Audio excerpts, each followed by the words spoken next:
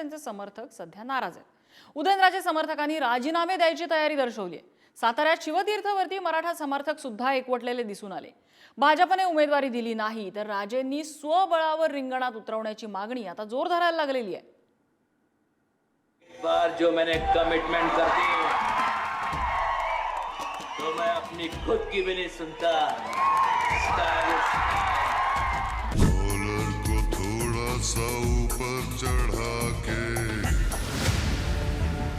छत्रपती शिवरायांचे 13वे वंशज राज्यसभा खासदार उदयनराजे भोसले यांनी साताऱ्यामधून निवडणूक लढवावी असा त्यांच्या समर्थकांचा आग्रह आहे। भाजपच्या पहिल्या यादीमध्ये 20 उमेदवारांची घोषणा करण्यात आली, मात्र यामध्ये उदयनराजेंच्या उमेदवारीची घोषणा न झाल्यामुळे त्यांचे समर्थक नाराज झाले आहेत।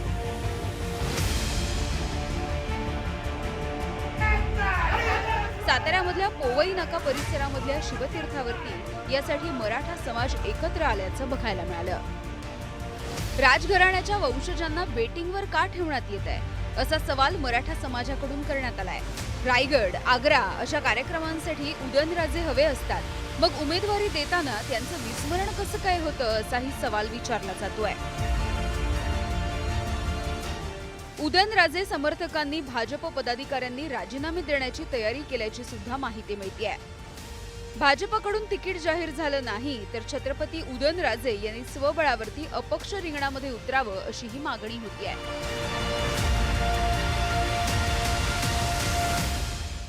राजघराण्याला काय पक्षाची गरज वगैरे, तुम्ही स्वतःच पक्ष आहात। तुम्ही स्वतः अपक्ष बनून सरळ फॉर्म भरा। संपूर्ण मराठा समाज 18 पगड जाती तुमच्या पाठीमागे उभं राहून बहुमताने तुम्हाला निवडून आणायची जबाबदारी आमची। कोणी तिकीट सांगायची गरज नाही। महाराजांचं तिकीट आम्ही फायनल केलंय, समाजानं फायनल केलंय, आता आम्ही फायनल करतोय इथं। आणि महाराजांनी म्हणू नाही तर नाही म्हणू, महाराज हे आमचे खासदार असणार आहेत आणि राहतील इथून पुढे। शिंदे गट असेल, राष्ट्रवादी असेल किंवा भाजप असेल, या तिघांनी एकत्र येऊन उदयनराजेंचं खरं तर पहिल्या यादीत नाव जाहीर करायला हवं होतं। हे केलं नाही, हा राजघराण्याचा अपमान आहे। भाजपची उमेदवार यादी जाहीर झाली त्या दिवशी भाजपचे प्रदेशाध्यक्ष चंद्रशेखर बावनकुळे हे रात्री साताऱ्यामध्ये होते। साताऱ्यामध्ये उदयनराजेंचं नाव नसल्याच्या प्रतिक्रिया उमटू लागल्याच्या नंतर बावनकुळेंनी कोर कमिटीची बैठक घेतली। या बैठकीला आमदार शिवेंद्रराजे भोसलेही उपस्थित होते। बैठकीच्या नंतर उमेदवारीबद्दल त्यांनी कोणतंही भाष्य करायचं टाळलंय।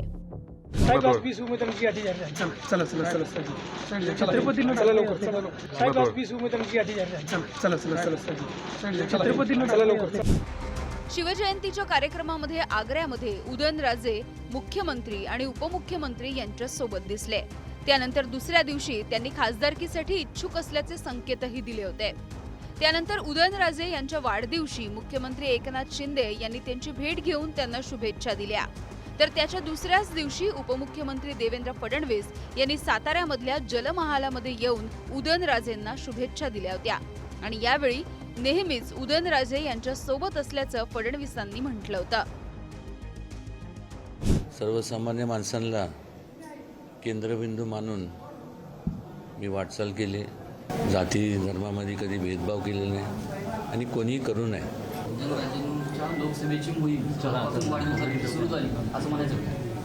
प्रत्येकाच्या मनात इच्छा असते आणि वाटतं की आपण लोकांच्या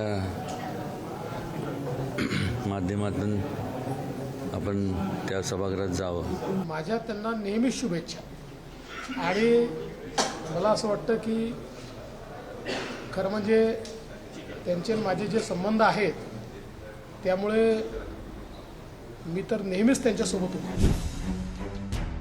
उदयनराजे यांच्या उमेदवारीसाठी भाजपकडून प्रयत्न सुरू झाले असले तरी महायुतीच्या जागा वाटपामध्ये हा मतदारसंघ अजित पवारांच्या राष्ट्रवादीकडे जाण्याची शक्यता आहे। अजित पवार यांच्या राष्ट्रवादीकडून या जागेसाठी रामराजे नाईक निंबाळकर यांच्यासह नितीन काका पाटील यांच्या नावाचीही चर्चा आहे। काही दिवसांपूर्वीच कराडमध्ये प्रीती संगमावरती अजित पवार आणि साताऱ्याचे खासदार श्रीनिवास पाटील यांच्यामध्ये झालेल्या भेटीमुळे चर्चा रंगली होती।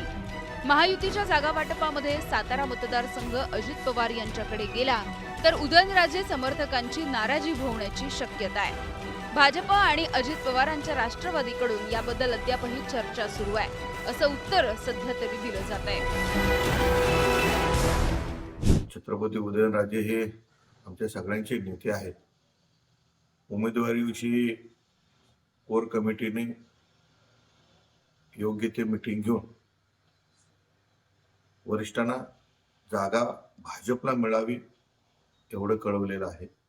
परंतु सगळ्यांच्या भावना लक्षात घेता छत्रपतींचं नाव सुद्धा आपल्याला 1 नंबरनं वर पाठवायचं आहे, ते विचाराधीन आहे आणि त्याप्रमाणे यथायोग्य कार्यवाही होईल.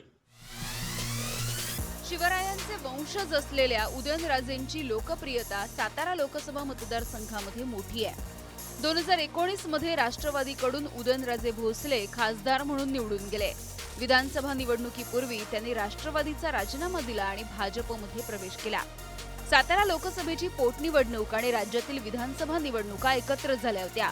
शरद पवार यांच्या साताऱ्यामधल्या पावसातल्या सभेनं त्यावेळी वातावरण बदललं आणि उदयनराजे भोसले पराभूत झाले आणि त्याच वेळी राष्ट्रवादीचे श्रीनिवास पाटील विजयी झाले. यानंतर भाजपनं उदयनराजेंना राज्यसभेवरती पाठवलं असलं तरी या पराभवाची खंत उदयनराजे यांच्या समर्थकांच्या मनात आहे. त्यामुळे भाजपकडून उदयनराजे पुन्हा लोकसभेचे खासदार व्हावेत अशी इच्छा मतदारसंघात आहे. महायुतीच्या अंतिम जागा वाटपामध्ये या जनभावनेचा विचार होणार का हे बघणं महत्त्वाचं आहे. साई सावंत, पुढारी न्यूज, सातारा.